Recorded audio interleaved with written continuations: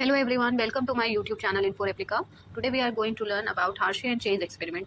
Hershey और chess ने अपना एक्सपेरिमेंट जो किया था वो बैक्टीरियोफेज का यूज़ करके किया था। इन्होंने क्या किया था कि बैक्टीरियोफेज को दो अलग अलग मीडियम में ग्रो किया था। पहला तो उन्होंने जो ग्रो किया था वो दूसरा जो ग्रो किया था वो रेडियो एक्टिव सल्फर में ग्रो किया था। उसके बाद इन्होंने जब इनकी ग्रोथ हो गई थी उसके बाद इन्होंने इन्हीं बैक्टीरियोफेजेस को इन्फेक्ट कराया था एक बैक्टीरिया को, यानी हमारे ई कोलाई को इन्फेक्शन कॉज करवाया था। तो जो बैक्टीरियोफेज सल्फर वाला था उसके ऊपर प्रोटीन की कोटिंग थी, और जो प्रोटीन की कोटिंग हो गई थी रेडियो एक्टिव सल्फर की, और जो रेडियो एक्टिव फॉस्फोरस में ग्रो किया था उसमें जो रेडियो एक्टिविटी गई थी वो डीएनए के ऊपर गई थी।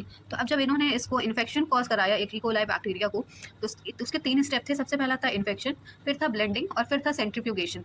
अब सबसे पहले जब इन्फेक्शन कॉज कराया तो जो हमारा बैक्टीरियोफेज था वो हमारा इकोलाई के साथ ऐसे जुड़ जाता है, और जुड़ने के बाद अपना जो वायरल डीएनए होता है उसको ट्रांसमिट कर देता है इकोलाई के बॉडी में। ठीक उसी तरह जो रेडियो एक्टिव फॉस्फोरस वाला डीएनए था वो भी बैक्टीरियोफेज कनेक्ट होता है और अपना इन्फेक्शन कॉज कर देता है।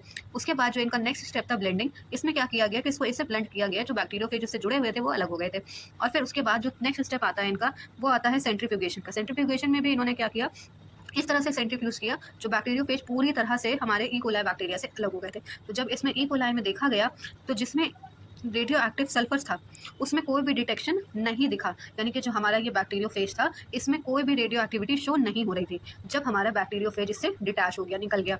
लेकिन जो रेडियो एक्टिव फॉस्फोरस वाला बैक्टीरिया था जिसने इन्फेक्शन ई कोलाई को किया था तो उसमें रेडियो एक्टिविटी डिटेक्ट हो रही थी। जो उसने अपना वायरल डीएनए इसके अंदर इंजेक्ट किया था ई कोलाई बैक्टीरिया के अंदर, उसके अंदर वो रेडियो एक्टिविटी फॉस्फोरस की शो हो रही थी। तो इससे ये प्रूफ होता है कि जो डीएनए होता है वो ही हमारा क्या है, जेनेटिक मटेरियल होता है, जो कि इन्होंने अपने एक्सपेरिमेंट के थ्रू प्रूफ करा था।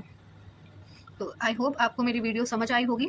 इसी तरह की कोई रिवीजन वीडियो के लिए जुड़े रहें मेरे चैनल के साथ और लाइक सब्सक्राइब करना ना भूलें। Thank you.